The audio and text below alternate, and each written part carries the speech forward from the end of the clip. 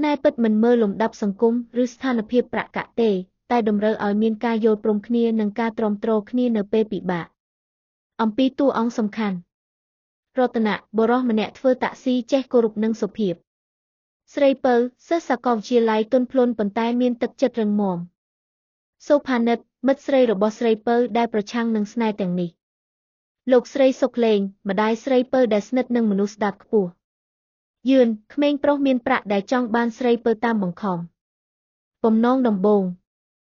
ថ្ងៃមួយនៅក្រុងភ្នំពេញអាកាសធាតុក្តៅច្របាច់បានបំលែងទៅជាភ្លៀងស្រីពៅឈររងចាំក្រោមដំបូលស្ទឹងមួយដោយគ្មានឆ័ត្រតាក់ស៊ីមួយឈប់មុខនាងហើយអ្នកបើកជាបុរសវ័យ28ឈ្មោះរតនៈបានបើកកញ្ចក់ផ្ដល់ឆ័ត្រចេញប្អូនខ្ញុំមានឆ័ត្រប្រសើរនេះដាក់យកទៅសិនកេស្រីពៅយកសប្បុរសកម្មនិងយកមកប្រើនាងសួរឈ្មោះគាត់តែគាត់គ្រាន់តែញឹមហើយបន្តបើករថយន្តទៅជួបជាមួយម្ដងទៀត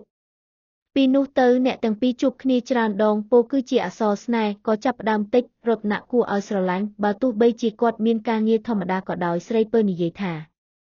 ខ្ញុំមិនស្ដាប់តែម្ដាយនិងមិត្តទេខ្ញុំស្ដាប់ចិត្តខ្លួនឯងគេអ្នកប្រឆាំងសូផានិតមិត្តស្រីស្និទ្ធស្នាលរបស់ស្រីពៅស្ទើរបានស្ដាយថា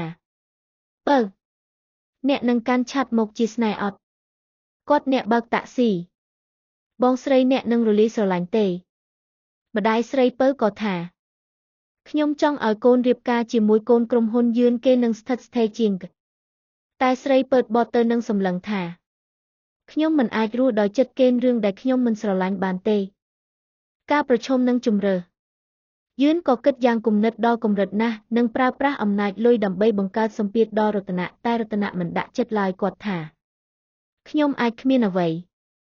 តែខ្ញុំមានចិត្តពិតចុងក្រោយនៅក្រោមភ្លៀងថ្ងៃមួយទៀតបន្ទាប់ពីការបែកចិត្តជាបណ្ដោះអាសន្នស្រីពៅឈរលើផ្លូវដូចថ្ងៃដំបូងប៉ុន្តែថ្ងៃនេះរតនៈជាមួយឆ័ត្រថ្មីមករកនាងសើចដោយភ្នែកលើកឡើងមើលភ្លៀងហើយនិយាយថាខ្ញុំឆ្ងល់ថាឆ័ត្រនេះតែម្ដងចាំឲ្យខ្ញុំកាន់ជាផ្លូវការទេរតនៈនិយាយចេះតែយកទេបើពៅយល់ថាចង់ចែករំលែកភ្លៀងជាមួយខ្ញុំជារស្មីមួយជីវិតរឿងស្នេហ៍នេះបង្ហាញថាភាពសាមញ្ញកើតជាស្នេហ៍ពិតបើស្រឡាញ់នរណាម្នាក់ពេលខ្លះគ្មានអ្វីលើសពីសេចក្តីស្មោះត្រង់និងការយល់ចិត្តគ្នាទេ